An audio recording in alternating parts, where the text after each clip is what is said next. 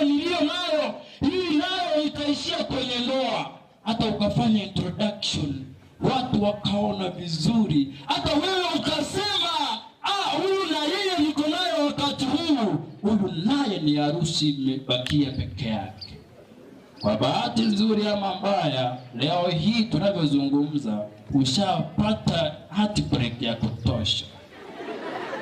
Huyo ndio mtu anajua maana ya kutoka Lodebari, kutoka Yerusalemu kwenda Lodebari. Huyo ndio mtu anaelewa kisa cha Mefiboshethi. Siba, je, amezalia mtu yeyote katika nyumba ya Sauli nipate kumtendea mema? Yote yana mwana wake mmoja anaitwa Mefiboshethi.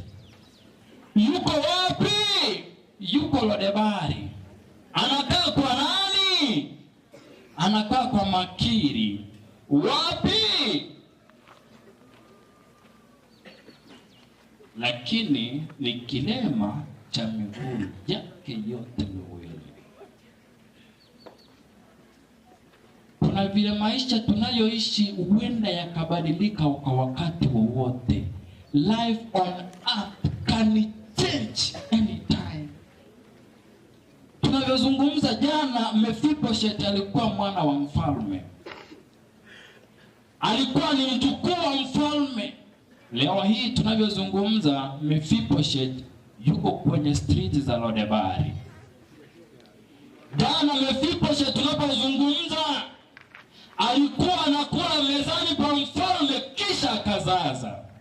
Leo hii tunavyozungumza, Mefiboshethi anakula matole ya chakula kilichozalia.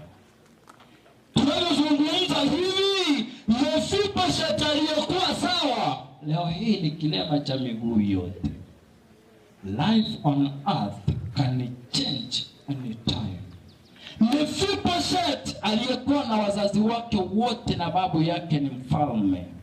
Leo hii tunavyozungumza, Mefiboshethi ni yatima asiyekuwa na baba, asiyekuwa na babu, na baba wake wote wadogo damu yao imeganda katika mlima wa Gilboa.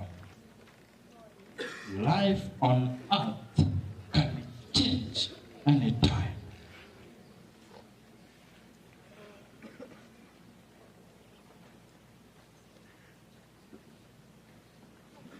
Siba anasema yupo mwana wa Jonathan.